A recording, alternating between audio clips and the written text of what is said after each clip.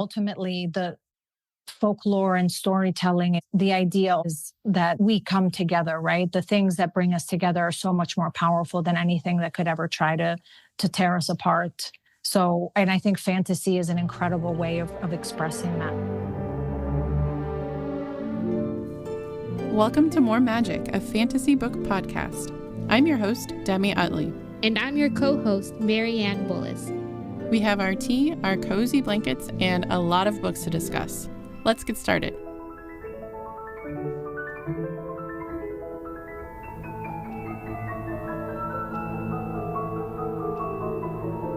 Welcome to the next episode of the More Magic Book Club podcast. Today, we are discussing fantasy books that changed how we see the world, and we have a very special guest. Flavia Brunetti is joining us. Welcome to the podcast, Flavia. Thank you so much. Thank you for having me. Thank you for joining. So for everyone listening who's not familiar with Flavia, you have written 2 books, because your first one is, I forgot to write down the name. Yes, it's called All the Way to Italy. All the Way to Italy. And then your second one, The Web of Time, came out May 2025. Yeah, that's good. Well, I read it. I think I pre-ordered it. So I got it, as soon as it was available. And well, that one also has Italy. And I have a whole post on Substack about it. For anyone who hasn't read the book, it's really, really good, especially thinking about the theme for today and like changing how we see the world. Your book did change literally how I see the world, just in the way that you explore the geography in the Mediterranean and the different stories around the regions in that book.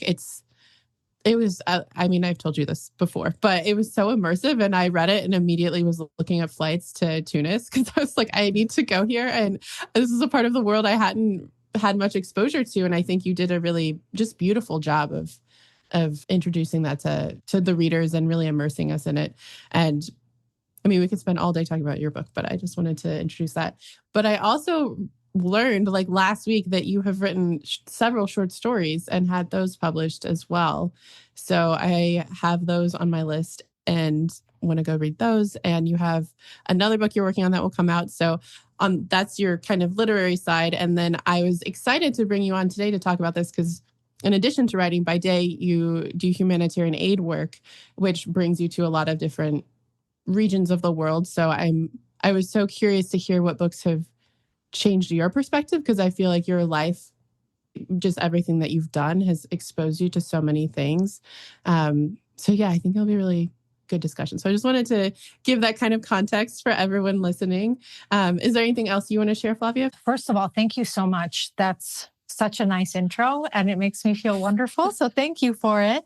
I think you said it really well. I think places have just always kind of, I won't say defined me, but I grew up, I'm Italian. My background is my living room, but I'm in Rome. But I grew up going back and forth between the US and Italy. And then as an adult, got into humanitarian work, which brought me to a bunch of different places. And so I feel like a lot of my life has kind of been spent in the in-between places. And so my writing has, by nature, I think of my work and my life, has become very place-centric.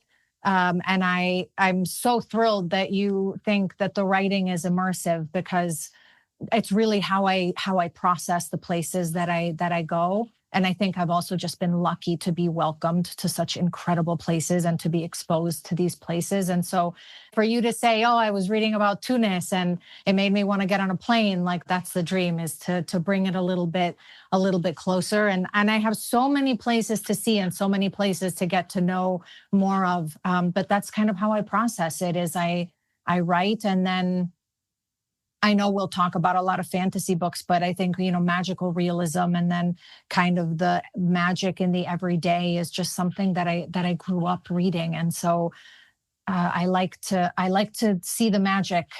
And so I think it's colored my reading, and it's certainly colored my writing. So yeah, but I'm super excited to chat with you today. Thank you for joining and for sharing all that. I think it's really interesting. We've read a few books for the podcast this year that are grounded in folklore, and from like different regions and thinking about how everywhere in the world has magic in its culture in some form. Like everywhere has different myths and legends and things like that. And it's such a great way to explore the world and just I feel like fantasy books that are tapping into the folklore, or even just set in a different place in our world, help me to feel closer to just the global community and realizing like, hey, we all have this in common. We all have hope that we want to experience and create these different myths and legends, or, just stories to process the world,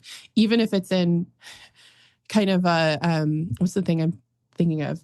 Like there's a story that I had read about, it was a Green Teeth, I think, Jenny Green Teeth, about that the Jenny Green Teeth is a lake monster that they would tell the story to kids so they wouldn't go into lakes because you could drown if you go in. So like, having some things that starts out as like this kind of warning for something dangerous, and then being able to turn that into a fun story. I think that it does help process the world.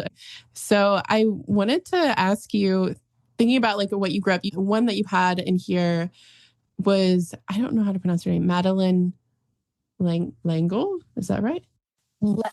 I've always said it Langley, but I think I just made that up. So what if I'm wrong? I've been wrong this whole time. Well, they're definitely French, right? And they have very particular ways that the language must be pronounced, right? So I've looked them up because the French language is so confusing to me, because like from my American brain, they don't enunciate like the last three letters of the word, right? But I think it's like L'Engel, but make it French, right? Some French spice, and like that's how you get that make name. It French. Yeah. I can't do it. I've tried. Lord knows I've tried. I can't do it. French is so hard. But I saw that you said you grew up loving her writing and her world building. What was there a book in particular that stood out? Then did that shape your, just way of interacting with the world? So hugely. And I'm actually looking around because I have this somewhere, because then as an adult, I wanted to pick up her books again, and I reread them as an adult, and I fell in love with them all over again. But I grew up reading A Wrinkle in Time. And I think maybe it's the first one of a series, and I've read the whole series. Like there's a wind in the door, there's a swiftly tilting planet. I just Googled it. I don't have these memorized. But A Wrinkle in Time, I think they also ultimately made maybe even a movie out of it. Not that many years, right? Yeah. With Oprah, Mindy Kaling. Right. Now I'm going to want to watch it again.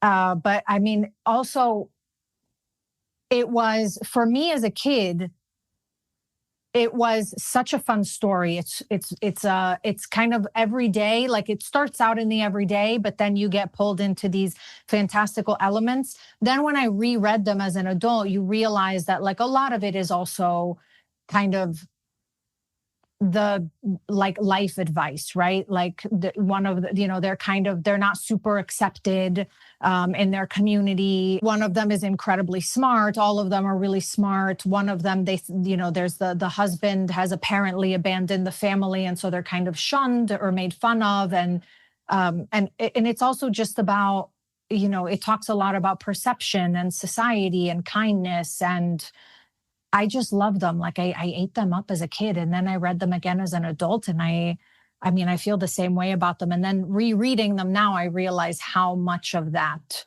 type of writing colored then what I became as a writer eventually. And as I hope to develop as a writer, but I still love those types of books. Marianne, you read it too? Yeah. I just want to say that book is one of the books that I credit to changing my entire worldview. I think I said this on another podcast, but it opened up my mind to the possibilities of what could be, because it talks about like angels, but the angels are aliens. So it's like, what if, like, who, like, it kind of like made me question everything. Like what we know is very limited, and what we perceive might just be the smaller part of a whole that we can't really understand or fathom. And so it helped shape me to have an open mind to like, the great beyond, and also like the battle between good and evil evil and like how evil is this force. And I also want to say it's just so interesting. We're talking about A Wrinkle in Time because that is currently all the rage right now. I don't know if you guys heard, but there's a waiting list for this book right now because it is a main character on, yes, it is a main character on Stranger Things, which is, I don't know, is Stranger Things a big deal in Italy, Flavia? So I don't know if it's a big deal here. I know of it and I started watching it some years ago and then it gave me nightmares. So I stopped, but I know it's a big deal. But like I can't handle scary. So it is very scary, and it's like little kids. Yeah. I was gonna say I haven't watched it because just seeing like not even a trailer, just like the cover photo, I was like, nope, I'm too scared just seeing the picture, so I haven't watched it. I don't blame you guys, but I'm such a sucker for like pop culture, and so I am 5 seasons in now, and it has taken over society. I feel like every millennial has, or notwithstanding you both, but has like is watching it, and it is that book is one of the main key like plots of the 5th and final season. So everyone has bought that book. And I was actually just telling my friend, he's kind of going through an existential crisis. And I told him to read that book because it was just so instrumental to me when I was a kid. And he's like, yeah.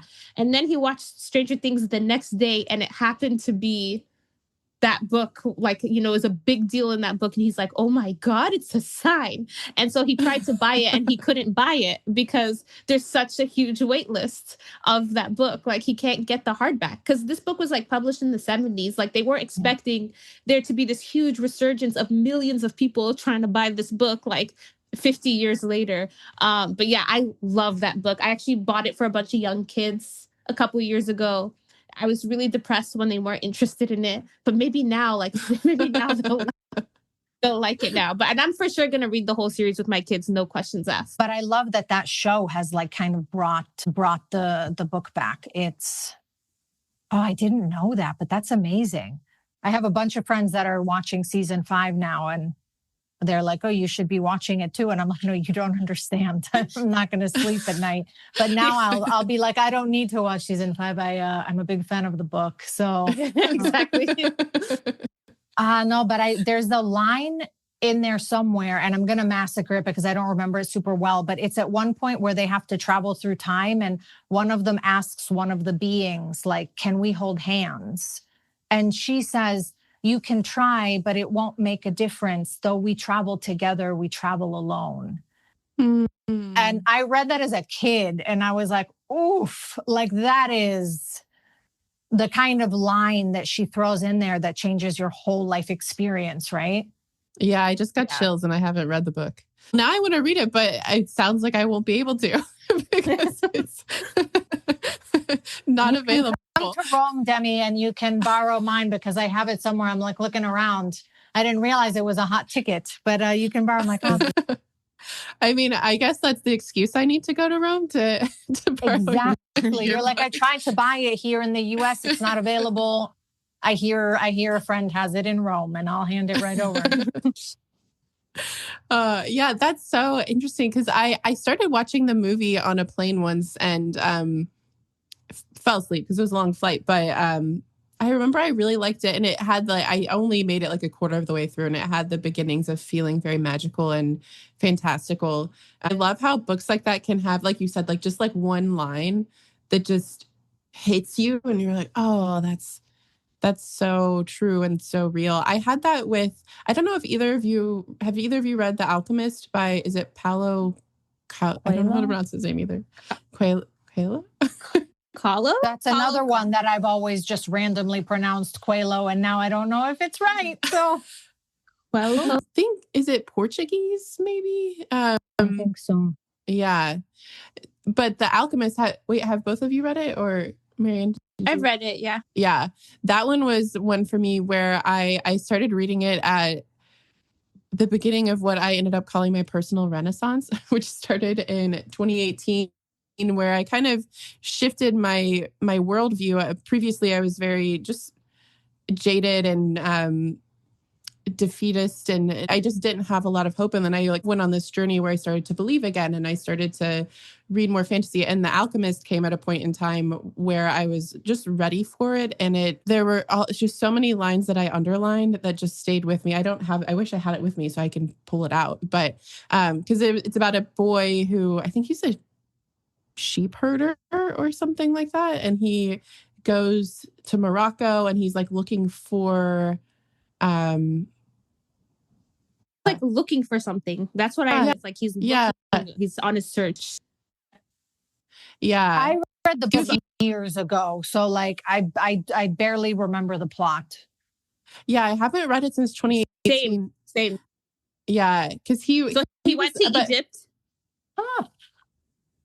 It was Egypt, and so he's looking for treasure, like some kind of like treasure. He doesn't know what the treasure is.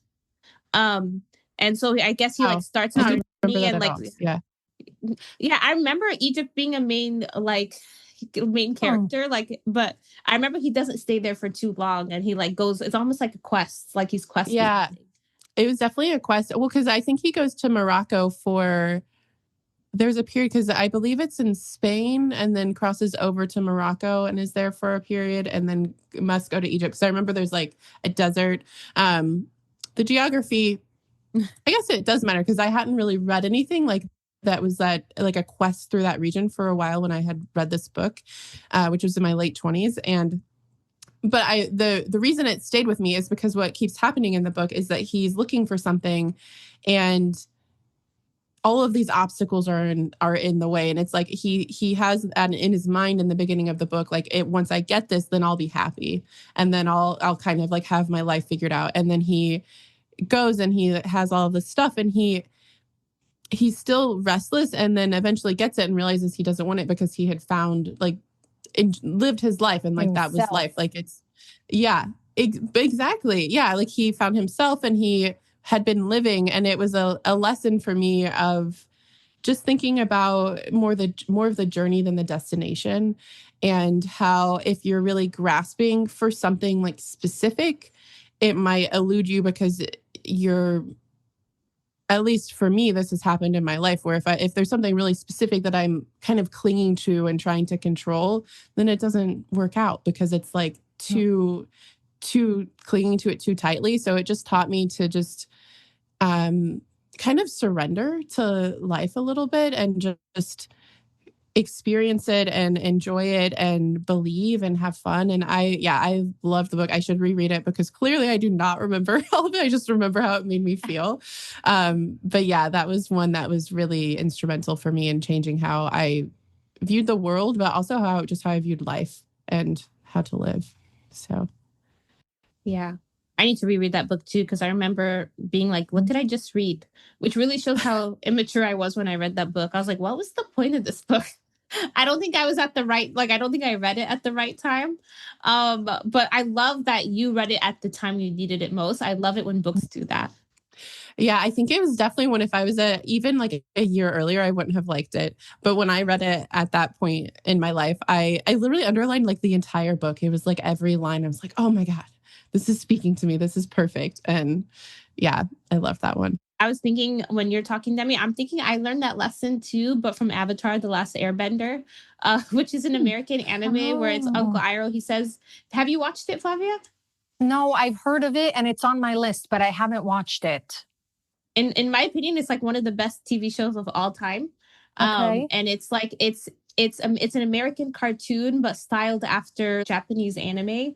And there's a scene where there's a boy who basically is like so intense on like domination, and so but he gets derailed, and so he complains to his uncle while they're living in hiding. He's like, I don't want to make a life here. And his uncle, while he's like bringing plants into their little 1-bedroom shack, is like, wherever you are, that's where life is. Like, you can't escape your present moment. You should make the best of your present moment. And that always sat with me.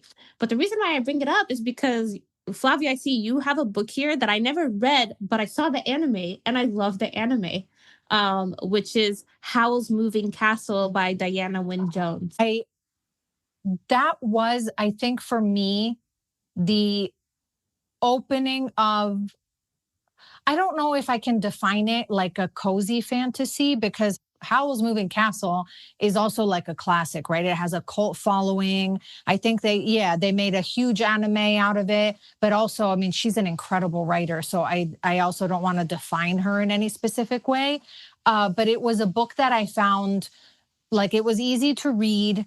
It felt quite wholesome, but then it also grappled with, really serious subjects in a way that I found was still digestible. And I don't think that having it be kind of a fun read makes it less serious, right? I don't find that those books have less gravitas because they are more fun to read. And I think that kind of then opened me up to the whole more of the cozy fantasy genre that I had previously kind of dismissed, because I always sort of thought that, like, they had to be hoity-toity books if they were going to teach me something. And now I think completely the opposite. I think that sometimes it's the books that we perceive as like, oh, that was a really easy read. I think writing an easy read is a lot harder than sounding really, really complicated. Mm-hmm. Yeah, there's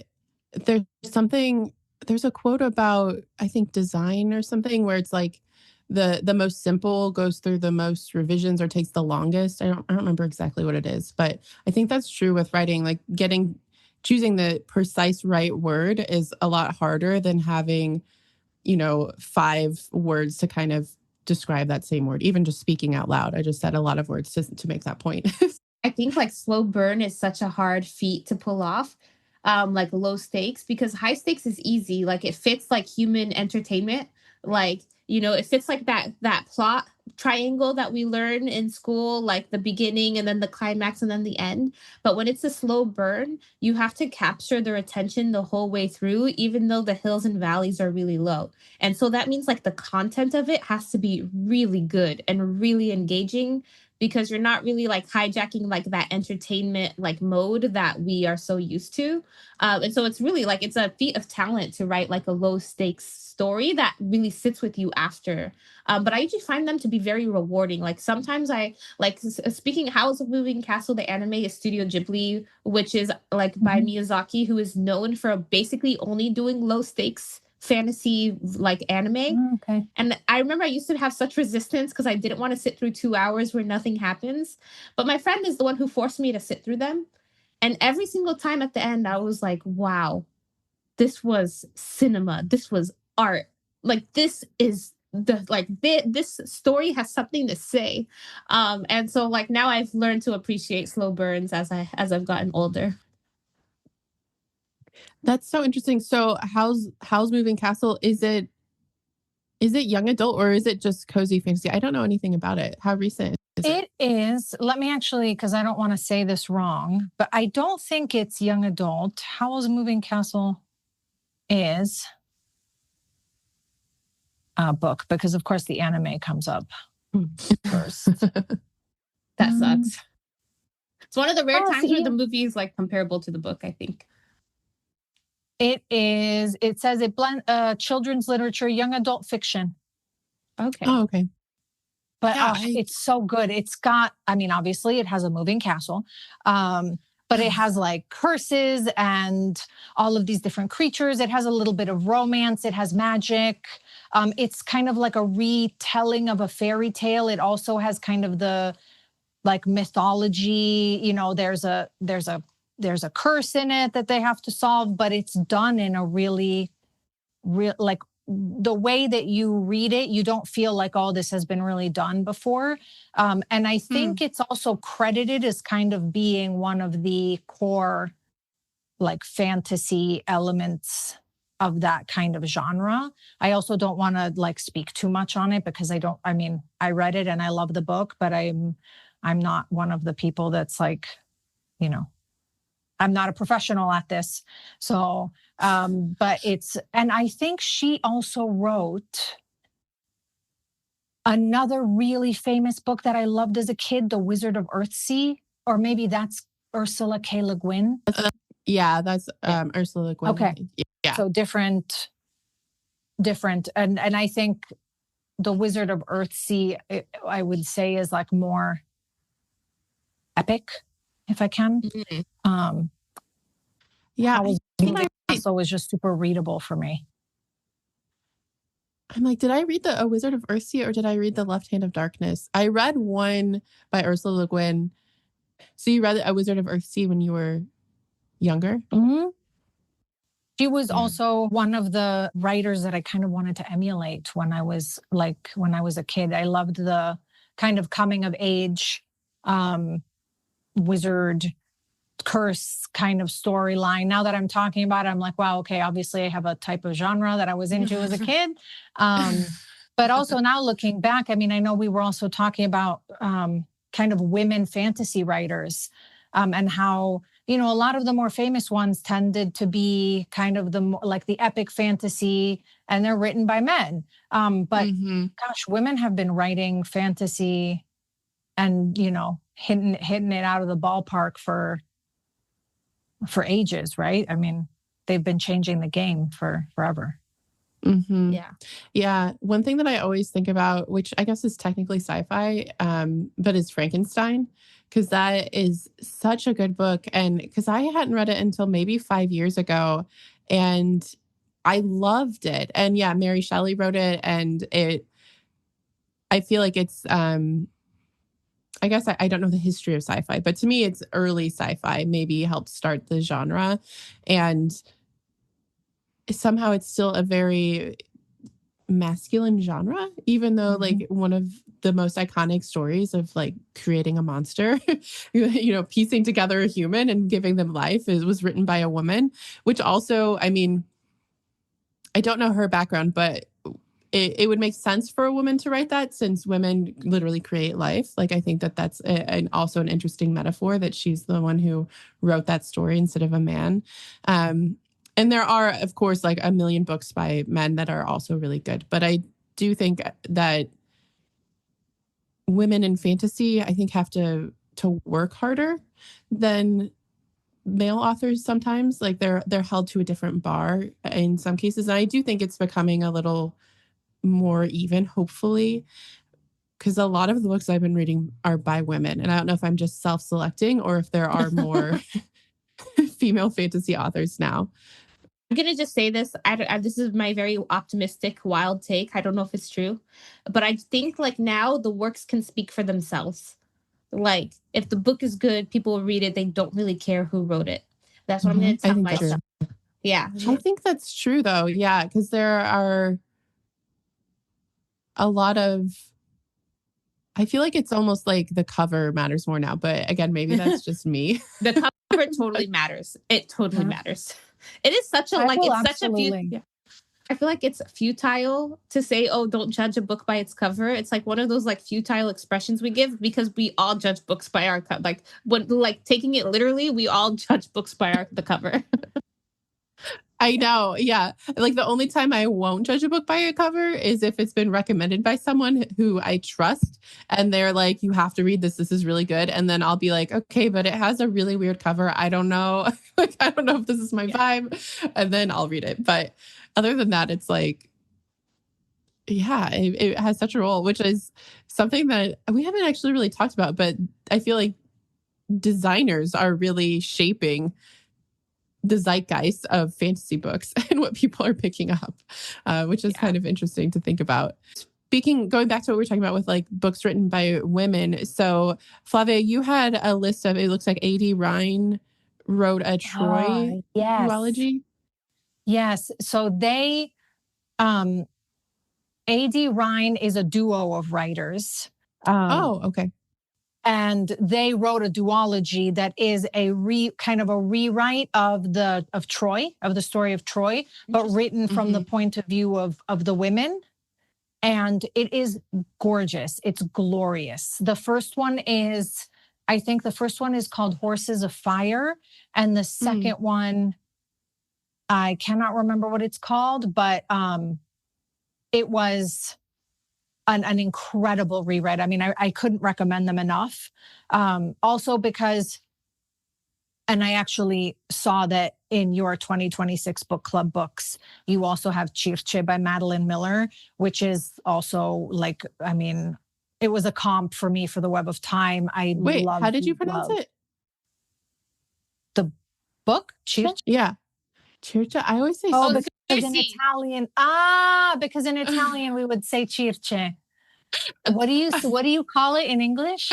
I say Circe. Yeah. Okay. I was like, oh my God, I've been Circe? pronouncing it way wrong. No, I was just saying it in Italian automatically because in Italy we have an area which is supposed to be like mythologically like where she was, and it's called Circeo. Ooh. So I say it Circe, but Circe.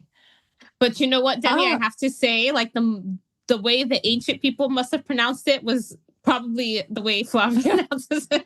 Yeah, not Circe. Yeah, we for sure butchered that. No, I like Circe though. So we'll go. Okay, Circe. It's the same. It's a similar, not the same thing, but it's kind of the looking at something, but looking at it from the point of view of the woman of the situation, which I think is appropriate. Also considering most of the time they're telling the story of the women.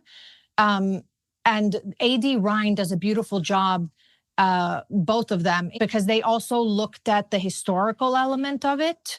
So they placed it, and in the back of the book, they have a whole thing on some of the choices that they made based on the history and based on what was likely of the populations at the time. But I just loved it. And I couldn't tell. I've always kind of thought, like group writing or two people writing, maybe you can tell, who's writing when. But I loved it. I super recommend it. I think they're incredibly, you almost find yourself at the end, like kind of hoping that they're going to take some liberty and like change the ending, because you obviously know what's going to happen as you go. And obviously, like, I won't ruin it. Not that you can ruin it, because we all know the story of Troy, but they do such a beautiful job with it that I like to see. I like all of those. There's also Natalie Hainzer, who also wrote some really good rewrites. I think she did a rewrite. I'm looking at my bookshelf. My bookshelf is on the left. That's why I keep looking off. There's one, she did a rewrite of the myth of Medusa. So yeah, all of that. But A.D. Rhine is, it came out recently, and I'm a big fan. Does it follow Helen? Or is it like the famous women of Troy, or more normal? One of them is, I can't remember her name, but one of them is taken from like a smaller character. Then there's Cassandra, there's Helen, there's who's the wife of Hector? I can't remember her name. Anyways, it's 4 of them. And one of them is a servant girl, and the rest of them are kind of these huge, and they do a really beautiful job at the Helen story, which is completely different from the way that history, the way that the myth kind of makes her out to be like it's her fault. And it instead like really plays with Helen as the mother, Helen as protector, Helen manipulated by Paris. It's really beautifully done. I really like the way they did it, even just in terms of just looking at a different angle, right? And historically, women kind of get pushed aside, and I'm hoping that that's now changing. But yeah, like as they like Simone de Beauvoir says, like the second sex. I also just say I love that they put a servant girl in there too. So there's a element as well. Like it's not just the rich people's experience, but like the poor people's experience too, which adds like a whole other layer. I never thought of that as a genre, but I realized I love that, because I kind of do that for myself. Like whenever I read books, I always kind of like just automatically see things from the perspective of the woman, even if like there's a bias in the author of what he thinks of the woman, and I very rarely agree with the author. I'm usually like, wow, that author has no idea what he's talking about. Like, because it's just so obvious as a woman what the woman is actually thinking and actually doing. And so I'm always just naturally, because I'm a woman, and so I just naturally see it from the woman's perspective. So I like that this new genre brings it to the forefront and like retells the story from their perspective. I know I see the list that you have here of those types of books. You and I have read one of them together, which is A Natural History of Dragons by Marie Brennan, if you want to talk about that. I saw that's also on your 2026 book club list. Yeah, I haven't read it yet, so I'm excited to read that one. Because Marianne has said a lot of good things. I've heard really good things about it, but I don't know too much about it other than it's about dragons. That's all that I know. I would say I love the book, but I hate the author. And if she's listening, she knows why. And Flavia, I'm sure you know why too. Oh, I love it. I love that. Is it a duology? 2 or 3? There are 2 or 3, right? There's a sequel? I think so. Yes. I didn't know that. I think the first book really, I love the book, but I don't want to spoil anything, but I was sobbing at the end and I was like, how could she? How could she? And I'll leave it there. You know what I'm referring to, right, Flavia? I do. And then I think I'm looking it up, but there's a natural history of dragons, and then it's followed by the Tropic of Serpents. And then the third is Voyage of the Basilisk. And then maybe there's also a fourth in the Labyrinth of Drakes. And they are her continued diaries. So that story, I also don't want to give anything away, but that story expands even more. But I loved that you were kind of reading it as if you were reading I don't know, how would you describe? Like a travelogue? Or a natural anthropologist? Yes. Like an explorer, like Lewis and Clark kind of. Yeah, and she's talking about dragons like it's totally normal. Like she's describing them in this, she's studying them. She's a scientist. And so she's speaking about it as if, you're studying, I don't know, an animal, which you would be. But so she takes the fantastical and she makes it super normal, but she's also this super adventurous woman. And it's an anachronism because, same thing. The vibe was very Victorian. She was kind of really ahead of her time, but there's dragons. I mean, how can you go wrong? Yeah. Is it set in our world or is it set in another? I can't remember if it's set in our world with a different element or if it's a different world. I feel like it's very 1 degree removed from our world and make it historical, right? It's very similar to our world, but they also have dragons. I don't think there's magic, for example. It's just this is a world that has dragons in them. And like she said, very Victorian. And so she's someone who kind of people are like, wow, she's so eccentric because she doesn't want to be a stay-at-home estate lady who throws balls and parties. She wants to go to the tropics to study the dragons and write about them like a man. Gasp. I love books where it's a woman saying, I'm not going to stay home, thinking about The Adventures of Amina al-Sarafi, which we read earlier this year. Have you read that, Flavia? No, but it's still on my list from when you were reading it because when I read your post about it, I thought, okay, that's right up my alley. I have to read it. It's so good. Yeah, I think you would like it. It's set in, I believe, Oman, and then they go north. It's on the Indian Ocean, but it's, I guess, an alternate history. But yeah, she goes on a ship, so she's a pirate, and I love that where the women who just refuse to stay home and go and have an adventure. So yeah, I'm excited to read A Natural History of Dragons. That sounds like it's going to be a lot of fun. Well, I wanted to ask you because you said you had several that were books in different regions of the world. So one was the Book of Heartbreak by Ova Saran. Yes. Probably my favorite. This is a big statement, but maybe my favorite book I read this year. Oh, wow. She's an incredible writer. I really like her. She has a really cool Instagram account. It's called, I think, Excuse My Reading. And she has this little duck pond, and I really like her. She's very real, but the book is incredible. It's incredibly place centric. You can taste Istanbul. You read the book, I read it and I thought I need to go back to Istanbul. It's also very kind of folklore. It takes the mythology of the area. So you have a real Istanbul, but there's a really strong, fantastical kind of magical element, but you're also reading about the history of it. And And one of the reasons I really wanted to read it was, well, first of all, totally sold the cover. When there was the pre-release and I saw the cover, I was like, I'm going to read it just because it's really pretty. But then it was something like she wrote it for her grandmother because her grandmother's imam had really scared her grandmother about the afterlife. And so she wanted to write a story where the afterlife is just not scary.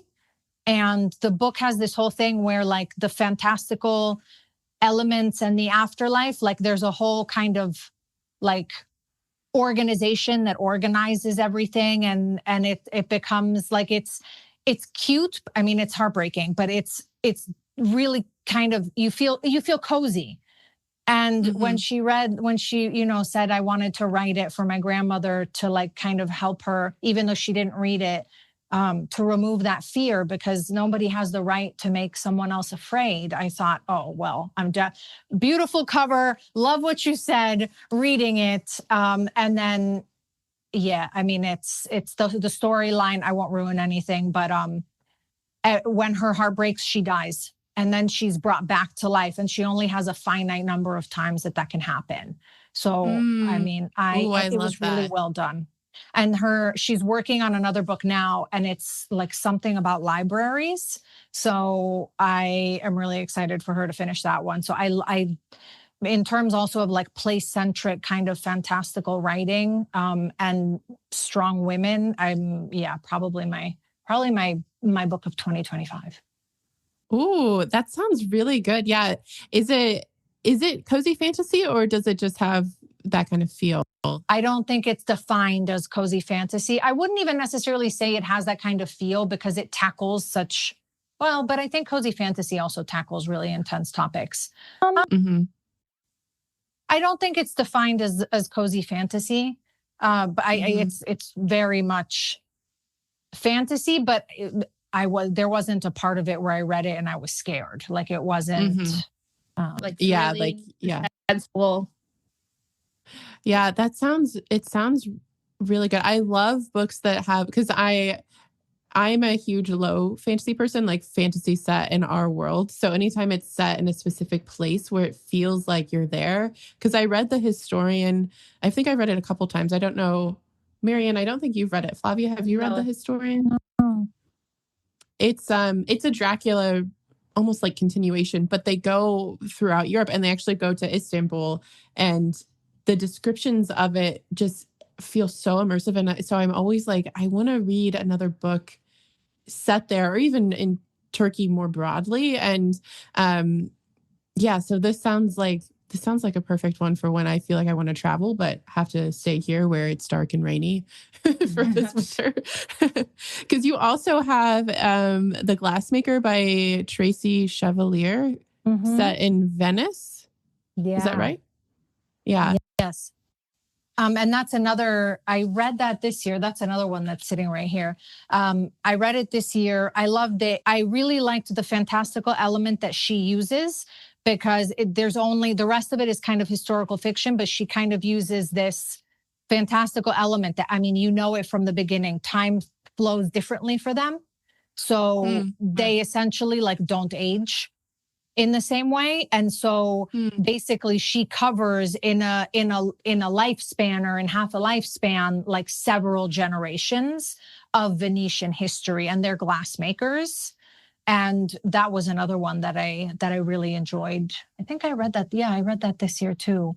But I also just think I love Venice. So anything that has to do with kind of telling that story. And she also touches on, some darker moments in history that I think sometimes we kind of gloss over when we're looking at these fairy tale cities, like the plague. And because they live longer, right? Like they carry their losses for longer. But if you move, I think the magic, if I remember correctly, is set in the place. So if you leave, then time will flow normally for you.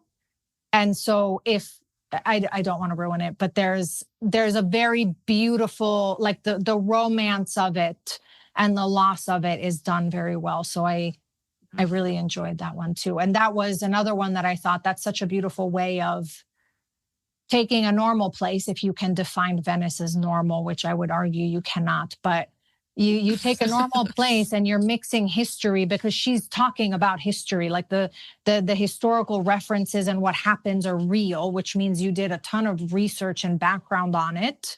And then you put in an element that's fantastical, and it allows you to tell your story in a more encompassing way. And I thought it was done really cleverly. I definitely am going to put this on my list. I love Venice. Yeah, Venice has just a magic quality about it when you visit it. And I love the concept of place-based magic, where the magic is rooted, like almost like settles into the land. Like I've read books like that, and I've always really enjoyed them. Sounds fascinating. And if you leave, you stop aging. Very interesting. Demi and I always talk about how, like, Demi and I are kind of like on agreement that immortality is a curse that we wouldn't wish upon ourselves. But like, I'm curious to see how this book might change my perspective, or just maybe even further reinforce my desire to live a regular human lifespan. We'll see. I agree with you both on the immortality. I think this, yeah. I mean, I think I read this book and I still think that. But it, Okay, all right. But you'll look at, but it depends how you look at it. But I agree that I think immortality would be difficult, a challenge, if you will. Yeah. Well, yeah. So another one you had on here that I just like am going through all of your books because I haven't read most of them. So I love this. I'm like, oh man, I literally just like finalized the schedule for next year of the book club. I'm like, man, I wish we could have added some of these. I wish we had recorded this like 2 days earlier. So we already have our 2027 list, I guess. But you have the Witcher series. You said especially the last Wish. Mm-hmm. Yeah, I haven't read any of those. So you guys have there's a show that's quite famous. But before that, and I can't remember if the books came first or the video game came first, but The Witcher actually is also a really, really famous video game. So it has this whole cult following that's video game centric. And I can't remember if he started writing the background for the video game and then the books came out of that, or if he wrote the books first. But I believe he's a Polish writer, and I loved all of them. I especially liked the first one because it played kind of so much on, he's a monster hunter, right? But as you read the book, you realize that sometimes the monsters are not the monsters that he's hired to kill. And so it's a lot of kind of an exploration of like, what does it mean to be a human? What does it mean to be kind? That sometimes what's considered a monster is just different, or it's misunderstood, or it's been pushed to a degree, and how you react to it is what will change the story.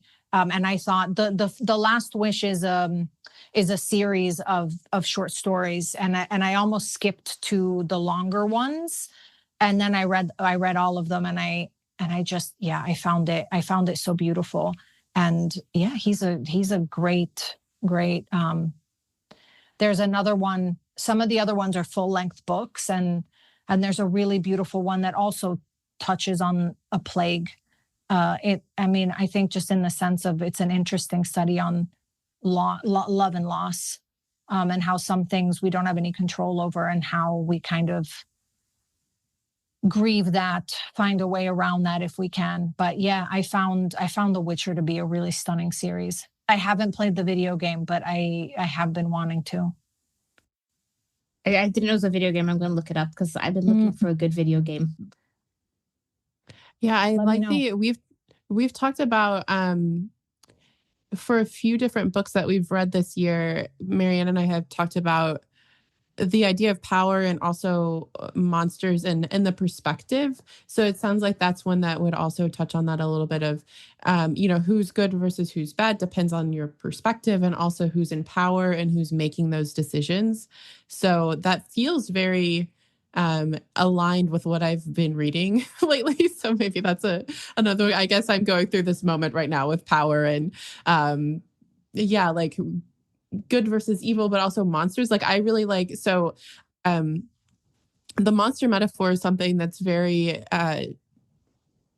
special to me personally, because when I was 14, I actually wrote a letter to my dad. He was deep in addiction. He hit rock bottom at that point, and I wrote him a letter about how a monster was in control of his life, basically, and that's what sparked him to get clean. He's been clean for 20 years, and I think that the metaphor of monsters and how we think about them, there's just so much to play with. And when you think about monster, like what is a monster, And like you said, do they actually exist? Are they even real? Or is it just we don't know because we're not in their body? And I think Bare Bones in the Midnight Soil, which we read, also touched on that in an interesting way, because that's a vampire book, but it's through the perspective of them as they become vampires. And so they're monsters, they're preying on people, but how they get there. So it's kind of just grappling with that of like, well, what is a monster versus a human? And I love books like that. So this definitely sounds like, I haven't seen this series. I don't know anything about it. So it sounds like this is something that I should definitely check out soon, because it sounds really good. Yeah. There was a whole thing because it was, oh, no, I can't remember. It was Cahill. He's the really famous author. He's a beautiful, beautiful man. And he was like he played The Witcher in the first 3 or 2 seasons. And then they changed the main actor to, I can't remember who. So there was a whole thing about how, now it's no longer The Witcher. Anyways, I also haven't watched the show because I already have the idea in my head from the books and I don't want to upset that. I do the same thing where I'm like, if I've read it and I really liked it, I don't necessarily want to watch it because it's like, I want to keep the experience that I had of reading the book.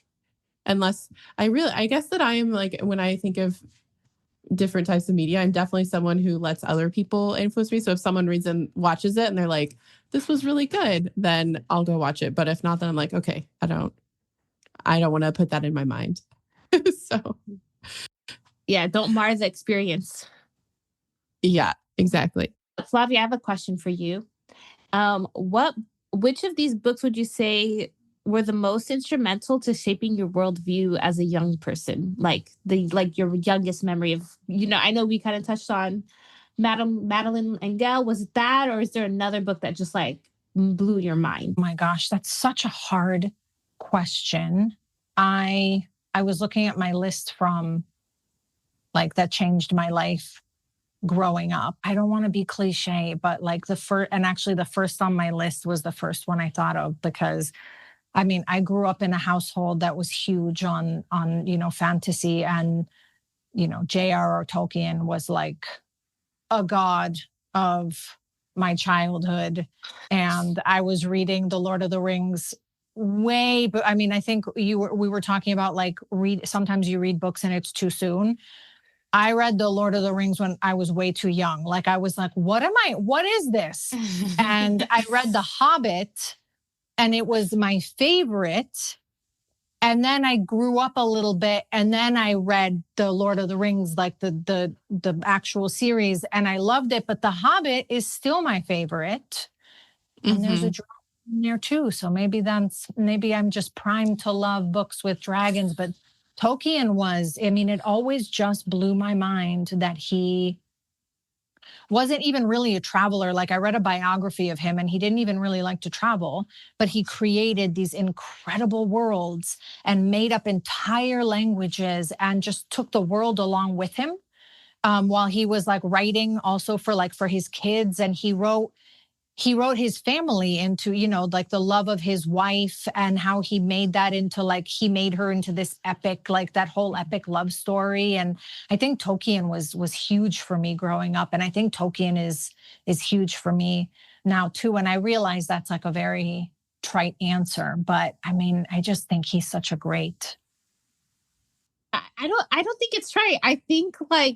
I think when something stands the test of time, it stands the test of time for a reason. Like it's because it's that good. And I think I agree. Like me and Demi always have to kind of watch ourselves from not going back into Lord of the Rings to explain concepts, because it just has it gets old after a while. We don't want to just be like the Lord of the Rings show, but like it's just a really good, like just a good, good world. I think it's so cool. I think they consider him like the father of fantasy. Like he's the one who really started like this fantasy genre.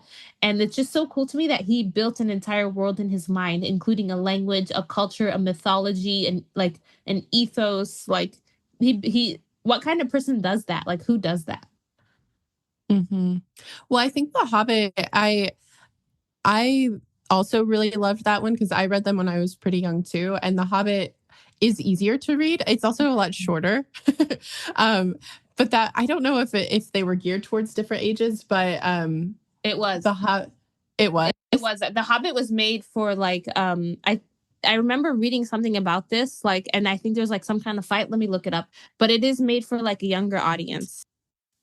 Okay, that makes sense because when I read it, that one is easier to read, but it was also my brother and I would always pull it out and because I had a physical copy and the part where they do riddles, like it's Bilbo and oh my God, I can't remember his name. The guy who gets the ring from. what is? Oh my God! Now none of us are going to be able to. Is it Gollum?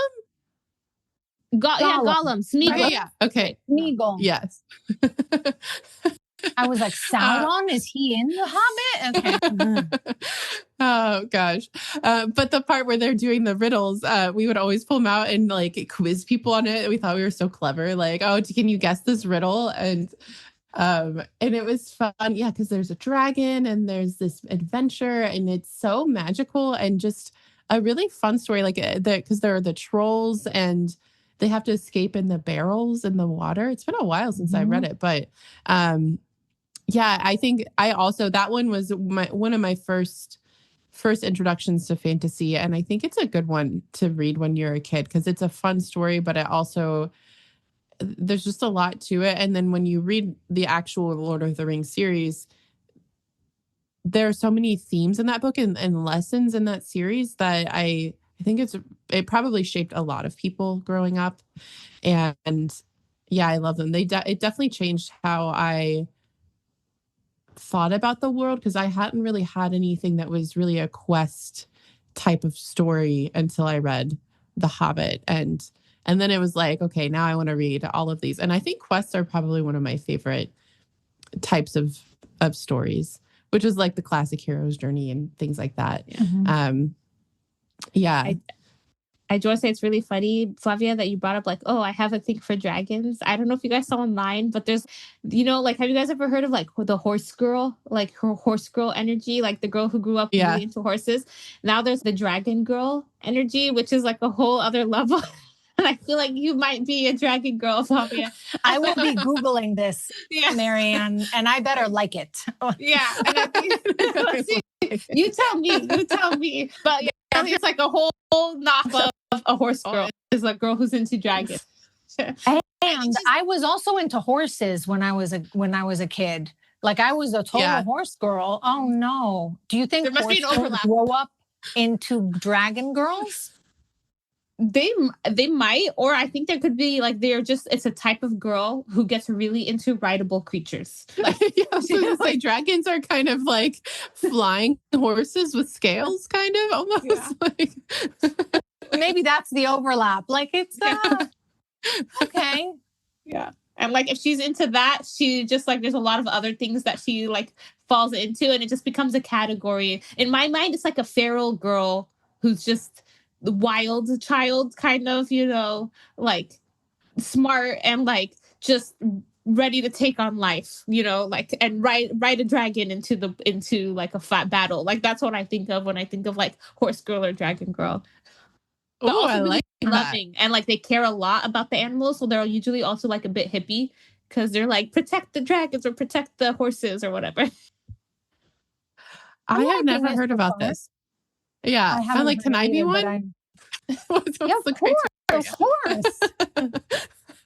I loved Aragon. Of dragons. Yeah. Well, I feel like this was giving me a lot of books to think about, just different ways stories have expanded, thinking about the world, like geographically or even the people in it. It almost makes you want to do, I didn't think about this until right now, but it would be kind of fun to just talk about books that make specific places around the world feel magical. Like you were kind of saying that would be really fun. Like the ones that let's add that to the list, Demi, of our themed episodes. Yeah. Maybe Flavia, you could come back if you have any more. 100%. I was actually having this conversation recently with a friend of mine in the middle of a work meeting where we were not supposed to be talking about this. We started talking. I was like, I want to do like a map where like every place has a book that like immersed me in that place, because there's so much really good like place centric writing going on right now. So yes, I'd love to like to be involved in that as you guys kind of develop that. But like, no, I mean, the Book of Heartbreak would definitely be in it. But there's a lot of them. Yeah. Maybe like The Alchemist would just be like North Africa, like Egypt, Libya, something like that. Yeah. Well, the historian is where did they go? To Bulgaria and Romania and the Czech Republic, I think. It was like set in the Cold War era, I believe. But Istanbul, now I'm like, ooh, can we make a map? Let's put it on the website. That would be so cool, though, because sometimes I'm like, man, I want to travel through a book. And then you search in their lists and stuff. I'm like, no, I want to like be able to just spin a globe and like put my finger down, and be like, oh, I'm going to go to like this region. Yes. And then there's the book. Cool. Yeah.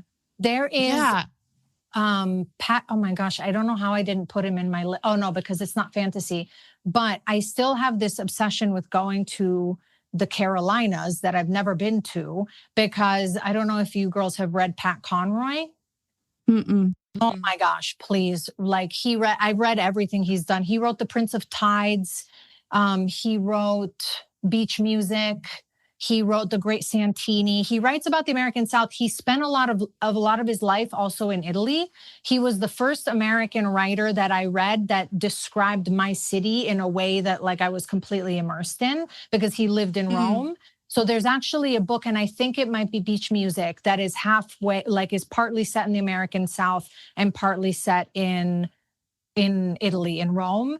And I mean, I still have this idea that I want to go to the Carolinas, because the way he writes about the areas he's from is just like a friend of mine once, the friend who introduced me to him as a writer said, reading Conroy is like having jewels in your mouth. Like he also writes about, I think there's a really good one where he writes about San Francisco really beautifully. I grew up near San Francisco, so that also really, he writes a lot about, he comes from a family he has mental illness in his family. And so he writes a lot about that. And so you will get so immersed in the books that I would read one of his and then have to go read something else, because you get so tied to the characters. And then, sometimes like you're very upset for them, or please go read him. It's not fantasy, but he's incredible. Okay. Good to know. Ooh, when you say American South and Italian, I don't know. All I can think of is Inglourious Basterds, Arrivederci. Like, I haven't seen it.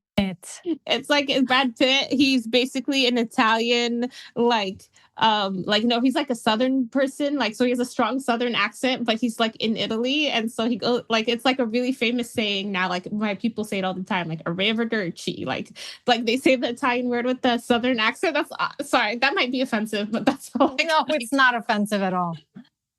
What does it mean? I don't know what it means. Arrivederci is it's like goodbye. It literally means until we meet again. Arrivederci means until we see each other again. But we say it as like goodbye, like, but also it's also just a polite way of saying like arrivederci, like see you soon. Okay. But it's actually like a big word. It's so beautiful. Oh my God. And hearing it from you is so much better than Brad Pitt. Oh my goodness. I take that as a true compliment. I'm usually not compared to Brad Pitt, but in this case, I'll take it. That's so funny. Well, Yeah, I feel like we've touched on a lot of books in here, and hopefully everyone listening also has some new books to check out. We didn't even get through the whole list, which is funny. We had a lot of books to talk about. But yeah, this was so fun. I think do either of you have any final thoughts on fantasy books that have changed your world or fantasy in general? Oh my gosh, no, now I feel the pressure, there's so much. No, I think the conversation was great. You guys know what I think. I think anything that gets people excited to read and see the world in a different way. And also what you were saying earlier, Demi, about, ultimately the folklore and storytelling is the idea ultimately is that we come together, right? The things that bring us together are so much more powerful than anything that could ever try to tear us apart. So, and I think fantasy is an incredible way of expressing that. So I'm a big fan. And that's I will close it there on my end.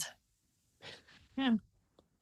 Yeah, that's so well said. That's such a great point. Yeah. Well, I think we'll end it there. Thank you so much for joining us. This was such a fun conversation. As I said, now I have so many books that I have to read, and maybe I'll have a 2026 part 2 list where we read 2 books a month. No, I don't know that I can do that, but this was truly so fun. Thank you so much for joining and for chatting with us. Oh, thank you so much. This was really, really fun. Let's do it again sometime. Yeah. And for everyone listening, be sure to look up Flavia's book, Web of Time. Flavia, where can people get your book? So people can get it anywhere books are sold. So any of their favorite. I'm a big fan of indie bookstores. You can also get it on weboftimebook.com directly from my publisher. Got it. Thank you. Do you want to talk about the because you're doing a re-release of it? Correct? Yeah, so we're going to do a re-release. There isn't an e-version. The book just came out in May. We did a paperback version. We're doing a re-release with also an e-version. We're super excited. We're going to do the Blue House Media is my publisher. Blue House Literary is the pub imprint. They're an incredible publisher, and we are going to do something with different organizations around the world, around the great portals of art, kindness, and language, as kind of a bringing together element for 2026. So I'm super excited about it. I will update as I go, also on my Substack. But yes, so soon there will be an e-version. There isn't one yet, but Q1 2026. Got it. Yes, I'm so excited for that and for your next book. And for anyone listening, if you do not already follow Flavia on Substack, I highly recommend it. Your Substack, is it Which Way to Rome? Is that your Substack or no? No, it's the publication is called Homing Signals, but it's flavianrome.substack.com. Awesome. I'll link to that for anyone who wants to check it out, especially if you want more Italy in your life. Now I want to conclude every episode with Arrivederci, but I'm not Italian. Please do. Of course you can do it. You'll sound better than Brad Pitt, it sounds like. So yeah, well, this was truly so fun. So thank you everyone for watching and for listening, and we will see you next time. Arrivederci. Ciao. That's all for today.